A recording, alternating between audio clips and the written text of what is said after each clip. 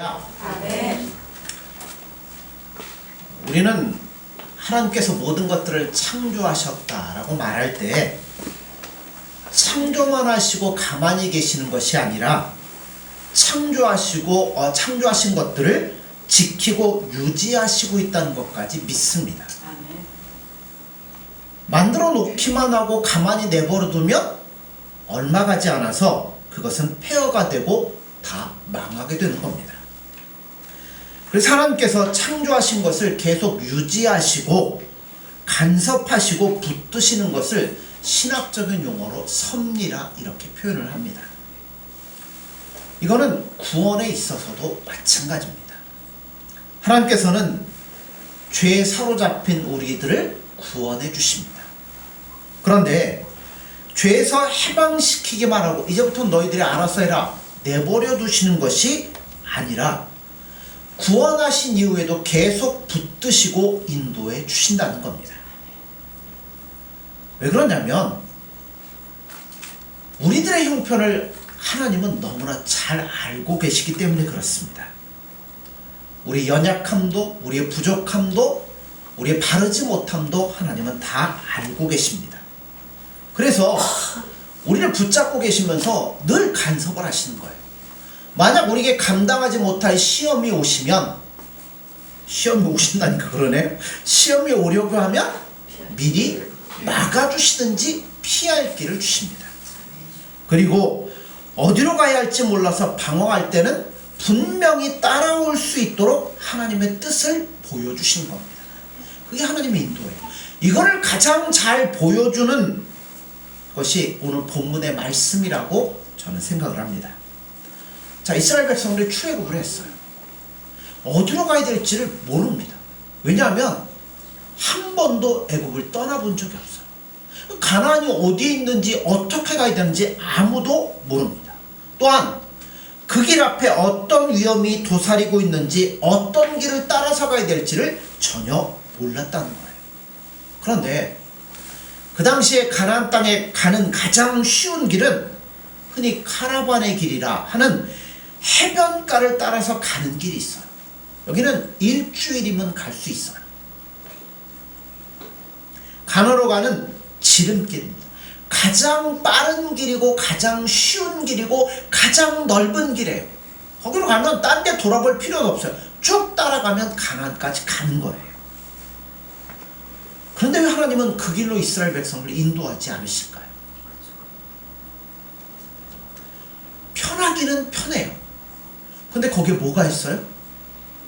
무서운 적이 도사리고 있습니다.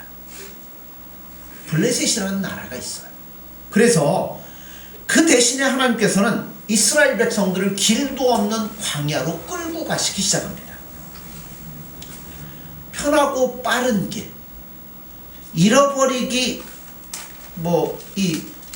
어디로 가도 잃어버리지 않고 쉽게 갈 수 있는 길, 왜 그런 길을 내버려 두고 길도 없고 어디로 가야 될지 알 수 없는 그런 곳으로 이스라엘 백성들을 인도하실까요? 그 길로 인도하시면서 자, 이 길은 길도 없어요. 어떻게 가야 될지도 몰라요. 그러니까 하나님 뭐 하셔요? 자신을 상징하는 불기둥과 구름기둥으로 어떻게 가야 할지를 앞서 비춰주시기 시작합니다. 하늘 꼭대기까지 닿아 있는 불기둥과 구름기둥은 밤낮으로, 자, 길은 어딘지 몰라요. 어떻게 가야 될지는 몰라요. 그런데 뭐는 분명해요? 불기둥이 그들 앞에 있고 구름기둥이 그들 앞에 있다는 건 뭐예요? 하나님이 그들과 함께 하신다는 표적이라는 겁니다.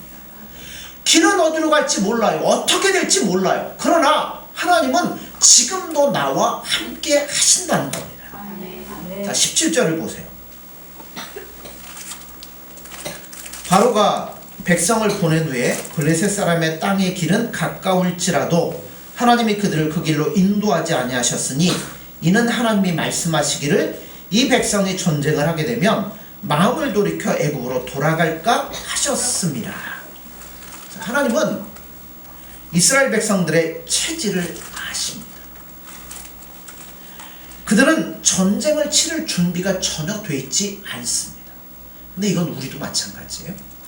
만약 하나님 우리를 인도하시면서 이런 막 우리 앞에 영적인 전쟁의 싸움터가 막 첩첩산중이 있고, 그렇다면 여러분 그 전쟁을 치르면서 과연 끝까지 하나님 앞에 나아갈 사람이 얼마나 있겠어요? 그러니까 내버려두면 다 어떻게 돼요? 아, 이 믿음의 생활이 이렇게 힘들고 어려운 거네? 그럼 어디로 가요? 다시 옛날의 생활로 돌아가 버리고 만다는 겁니다. 이스라엘 백성들이 하는 걸 자세히 보세요. 싸울 수 없으니까 싸우지 않는 길로 끌고 가는데도 날마다 뭐예요? 원망하고 불평하는 것이 다반사입니다. 어떤 어려움이 오면 이들은 결코 견딜 수 없다는 것을 하나님이 아셨어요. 그들 앞에는 쉽게 갈 수 있는 넓은 길이 있습니다. 그런데 그 길은 구원의 길이 아니고 멸망의 길입니다. 그들이 전혀 변화되지 않고 그 길로 간다는 것은 가다 보면 뭐예요? 결국 신앙을 잃어버리고 결국 옛날의 노예 상태로 돌아간다는 것을 의미하는 겁니다. 아직 훈련이 안 된 거예요. 여러분, 하나님이 이스라엘 백성이 원하시는 게 뭘까요? 우리들에게 원하는 게 뭘까요? 그것은 크고 넓은 길로 가는 게 아닙니다. 가나안 땅으로 바로 들어가는 것 자체가 목적이 아니에요. 들어가는 게 목적이었다면요, 하나님 뭐 하시면 돼요? 그냥 그 길로 가다가 블레셋 만나면 블레셋을 구름 기둥으로 감싸버리든 불 기둥으로 태워버리든지 하고 백성들 끌고 가면 돼요. 근데 거기 가면 또 뭐 해야 돼요? 가나안에서 싸우며 살아야 돼요. 훈련이 안 돼 있으면 거기 들어가서 아무것도 못하는 거예요. 그래서 가나안에 들어가는 것 자체가 목적이 아니에요. 열을 지어서 외형적으로 열을 지어서 진행한 것이 목적이 아닙니다. 실제로 하나님만을 사랑하고 하나님의 말씀이라면 어디든지 갈 준비가 되어 있는 하나님의 군대가 되기를 하나님은 원하신 겁니다. 가나안에 들어가는 것보다 더 긴급한 것은 그들이 실제로 하나님의 언약을 소중히 하고 하나님을 사랑하고 하나님의 말씀 앞에 순종하며 하나님을 신뢰하는 백성이 되기를 원하셨다는 겁니다. 그러니까 우리의 삶도 그래서 하나님 그렇게 인도하시는 거예요. 아, 왜 예수 믿는데 맨날 이렇게 힘들고 어려운 게 많은가요? 거기에는 이유가 있는 거죠. 그래서 하나님께서 이스라엘 백성들이 미처 깨닫지도 못하는 위험을 미리 아시고 넓은 길로 가는 것을 막으셨습니다. 아까도 얘기했지만 거기에는 블레셋 사람들이 살고 있습니다. 블레셋은 이스라엘 싸워 이길 수 있는 민족이 아니에요. 아주 나중에 가서 다윗 때에서나 겨우 이기는 겁니다.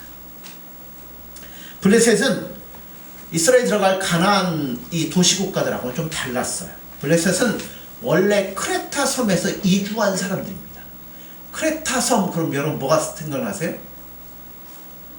거기 살고 있는 사람들, 스파르타 300년, 스파르타 300이라는 영화도 있는데요, 그 스파르타인들이 살고 있던 곳이에요. 이 스파르타 등으로부터 고도의 정치적인 훈련을 받고 군사적인 훈련마저 받은 민족이 블레셋입니다. 가나안의 도시국가들하고는 차원이 달라요. 이들은 5개의 도시국가로 흩어져 있지만 이념적으로는 하나로 연합이 되어 있습니다. 이게 오늘날 보면 별거 아닌 것 같은데요, 그 당시에는 굉장한 정치적인 이 국가였다는 거죠. 그래서 이스라엘 백성들 불에 싸우면 절대 못 이겨요. 한 번 이기는데 누구 때 이기냐면 여러분 삼손이 블레셋하고 이깁니다. 그리고 나중에 가서 다윗 때에 비로소 블레셋과 싸워서 승리를 하게 되는 겁니다. 어떻게 보면 아주 무시무시한 적이 있어요. 오늘날 그리스도인이라고 해서 하나님이 나와 동행한다고 해서 우리가 모든 것들을 다 할 수 있는 건 아닙니다. 여러분, 우리 앞에는 무시무시한 적이 있습니다. 그것과 대항하여 싸우려면 우리가 훈련되고 무장되지 않으면 안 되는 거예요. 우리가 우리 믿음의 공동체가 예수님과 동행하면서 말씀으로 여러분 자라야 되는 겁니다. 여러분, 군사도 이 대한민국의 청년들이 군대 가면 처음 계급이 뭐예요? 처음에는 훈련병입니다. 계급도 없어요. 그 다음에 짝대기 하나, 2등병, 그 다음에 2개, 3개, 4개까지 이제 올라가요. 그래서 병장쯤 되면 웬만한 건 뭐예요? 다 알고 있죠. 숙달돼 있죠. 훈련병은 몰라요. 그러니까 여러분 훈련돼야 우리가 주님의 말씀으로 훈련되고 예수님과 동행하면서 우리 믿음이 장성한 데까지 자라가야 무시무시한 적이 와도 그때는 뭐예요? 싸울 수 있는 여건이 되고 능력이 될 수 있습니다. 우리가 자라가야 돼요. 진리로 자라가야 돼요. 예수님과 더불어 동행하는 삶이 되어야 됩니다.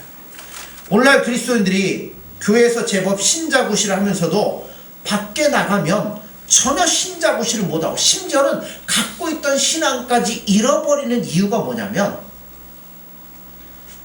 내 상태가 지금 어떤 상태인지 또 밖에서 나를 기다리고 있는 원수가 얼마나 강력한지를 모르기 때문에 그렇다는 거예요. 이걸 모르니까 교회에 빠지지 않고 출석하고 성경적인 지식을 어느 정도 알고 있으면 신앙이 좋은 거라고 생각을 합니다. 근데요, 세상은 우리에게 그런 문제 내지 않습니다. 그죠? 전혀 이해할 수 없고 신앙을 지키려면 죽을 수밖에 없는, 우리가 막 망해가고 이럴 수밖에 없는 상황으로 우리를 몰고 가는데 여러분 뭘로 우리를 지킬 수 있겠어요? 세상의 권세 잡은 사탄은 그리 어리석지 않습니다. 얼마나 교활한지 몰라요. 그래서 하나님께서 때때로 우리에게 세상에서 형통하지 못하도록 만드십니다. 그래서 누구만 의지하도록요? 예수님만 의지하도록 만듭니다. 빠른 지름길이 있는데도 뭐예요? 돌아가게 만드십니다. 간증은 아니고요. 요즘 저희 집의 상태가 막 도배가 다 떨어지고 위에서 시멘트 콘크리트 막 부스러기가 떨어지고 집에 살만한 환경이 안 돼요. 이사를 가야 돼요. 요새 그래서 이사를 가보려고 집을 구하려고 막 한 2-3주 정도 지금 머리에 고민을 해가면서 했어요. 하나님 좋은 집 주신, 아니 좋은 길로 인도해 주시니까 뭐 좋은 거 있겠죠. 근데 우리는 몰라요. 내 눈에 이게 좋은 것 같아. 여기 마음에 드는데요. 근데 안 돼요. 하나님 왜 이게 좋은데 좋은 걸로 준다, 왜 이게 안 돼요?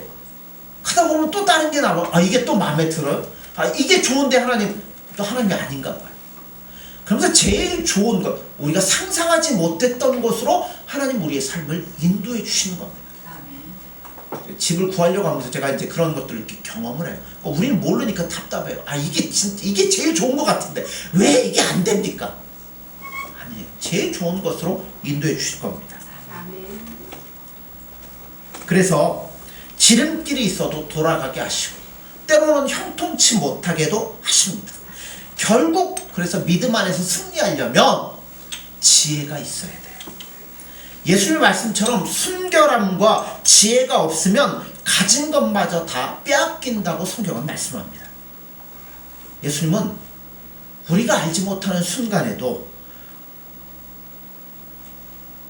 우리를 지켜주시고 인도해 주시는 겁니다. 만약 예수님의 보살피는 손길이 없었다면 우리가 어떻게 신앙을 유지하며 예수님 앞에 믿는다고 고백하며 나올 수 있겠어요?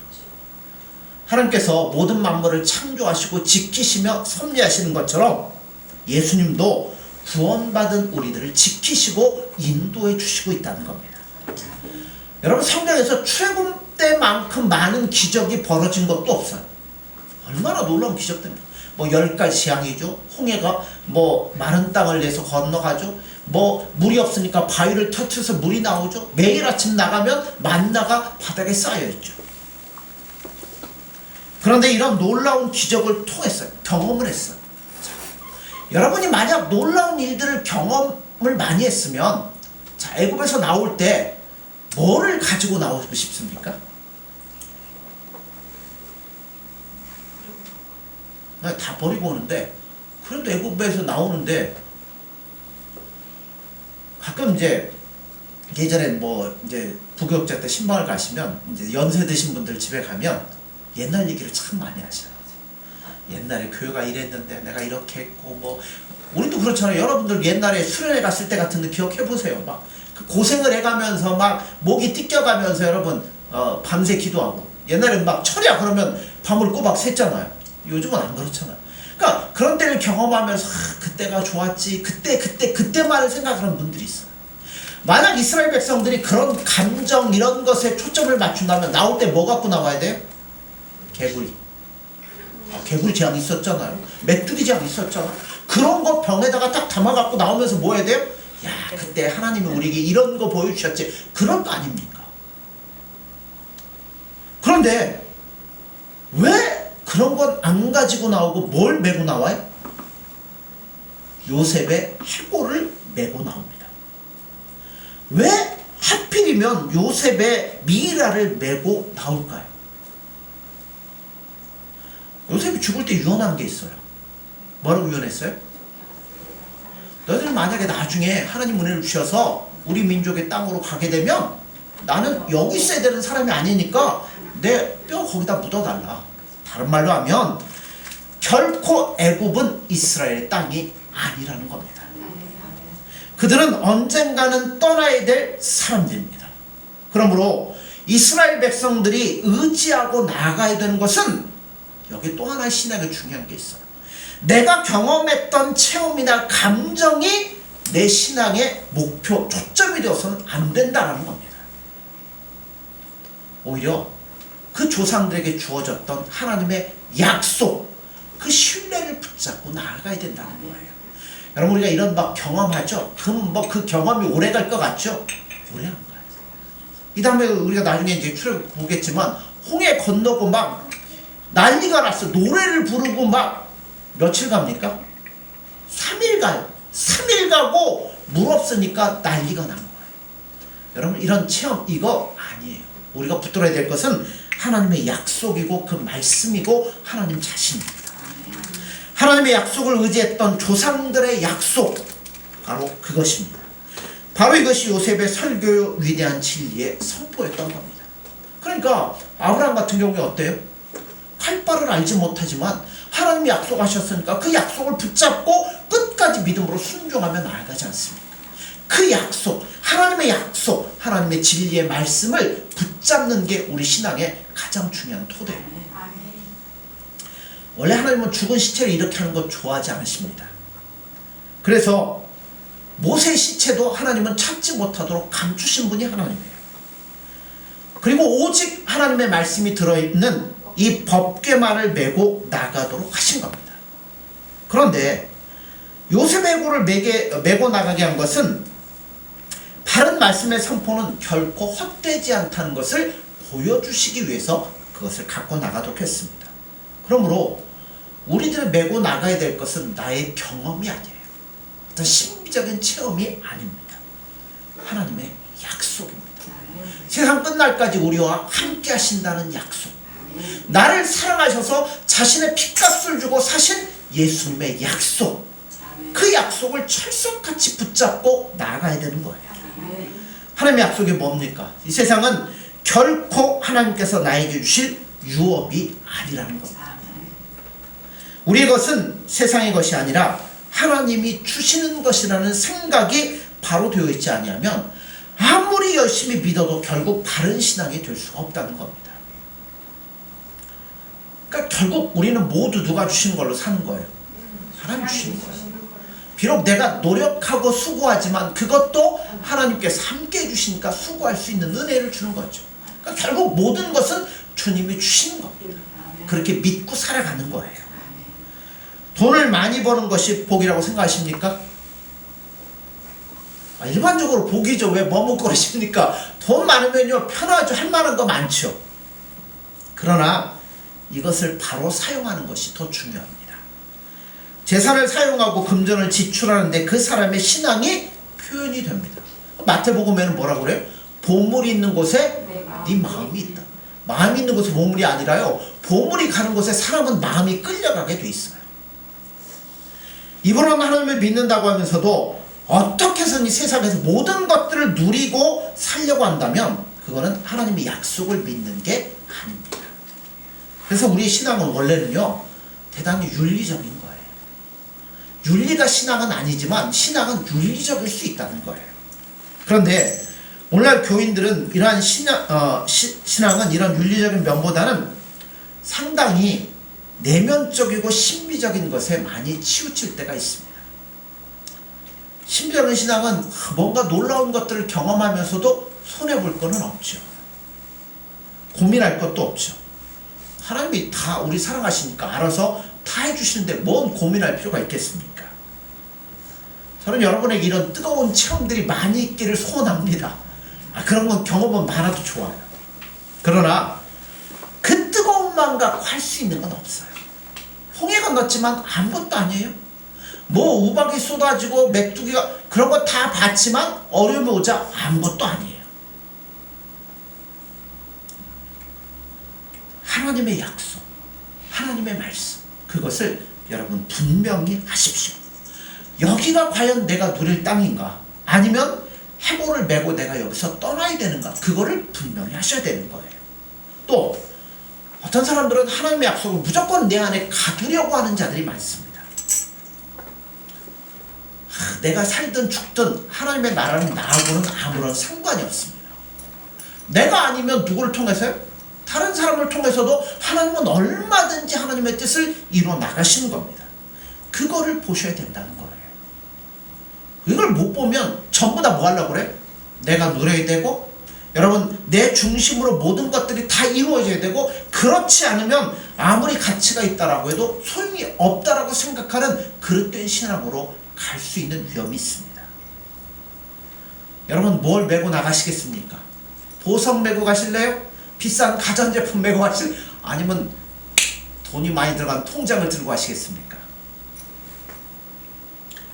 모세는 이스라엘 백성들이 꼭 가지고 와야 될 필수품으로 요셉이 갖고 있었던 신앙, 하나님의 약속을 붙잡는 그 신앙을 가지기를 원했습니다. 이것만큼은 어떤 일이 있어도 놓쳐서는 안 된다는 겁니다. 우리가 꼭 붙들어야 할 것 가운데 놓쳐버린 게 있지는 않습니까? 많은 사람들이 돈을 주고도 살 수 없는 귀한 신앙의 유산을 욕심 때문에 변질시키는 것을 볼 때 여러분 안타까울 수밖에 없습니다. 마태복음 7장 6절에 보면 예수님이 이런 말씀하죠. 거룩한 것을 개에게 주지 말며 너의 진주를 돼지 앞에 던지지 말라. 여러분 믿음은 돈으로 살 수 없는 겁니다. 그러므로 여러분이 갖고 있는 이 신앙, 이 믿음을 잃어버리지 않도록 조심하셔야 됩니다. 다른 사람들이 여러분 애굽에서 은과 금, 이스라엘 백성 그랬잖아요. 은과 금 하고 옷들 챙길 때 모세는 뭐만 갖고 나왔어요? 요셉의 해골 하나만 취해서 나왔습니다. 제일 중요한 걸 붙드는 거죠.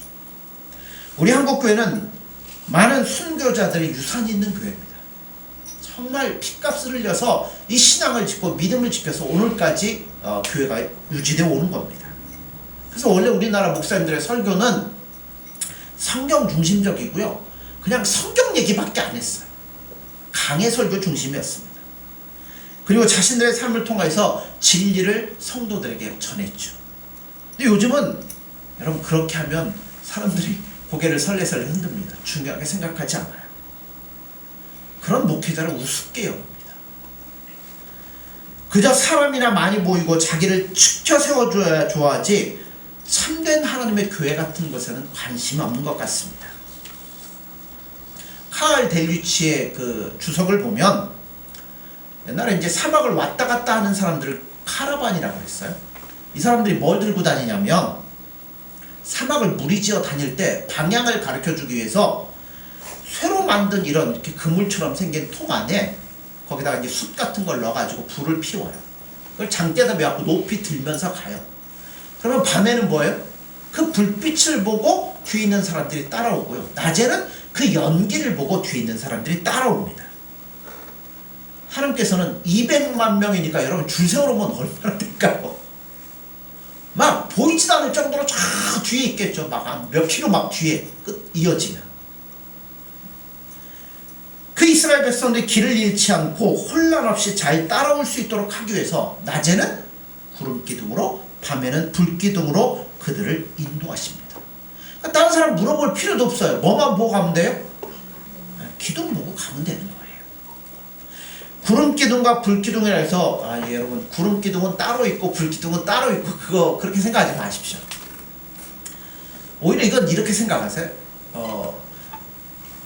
쉐키나라고 그러죠. 하나님의 영광이라는 건데 그거를 영광을 나타내는 구름을 말하는 겁니다.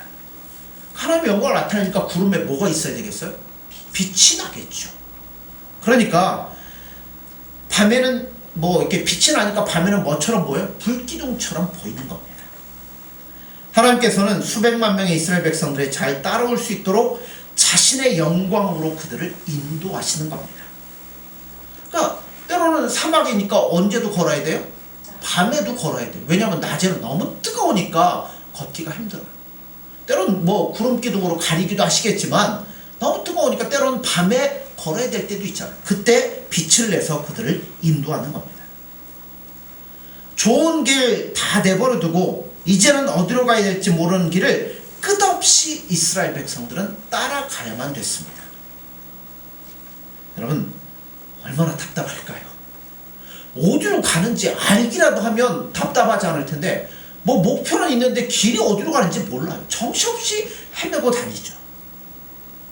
그럼에도 불구하고 하나님께서는 이스라엘 백성들을 그러한 방법으로 인도를 하십니다.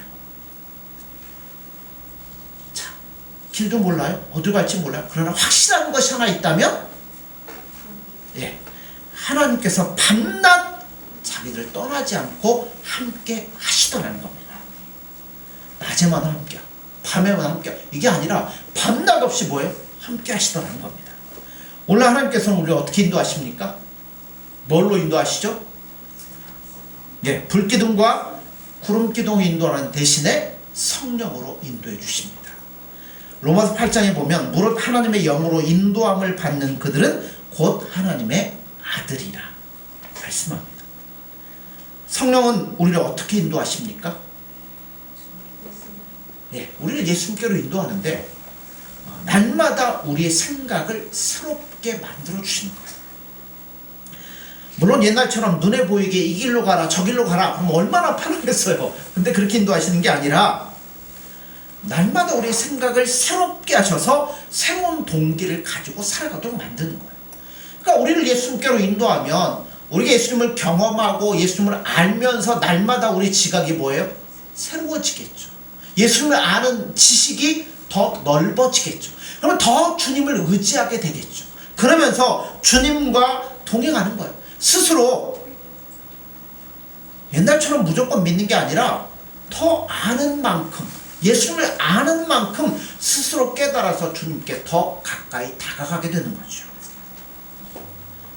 그래서 성령께서는 될 수 있으면 우리를 말씀을 듣는 장소로 인도를 하십니다. 말씀을 듣지 않으면요, 아무리 여러분 똑똑한 사람이라고 해도요, 그 생각이 허망하여질 수밖에 없습니다.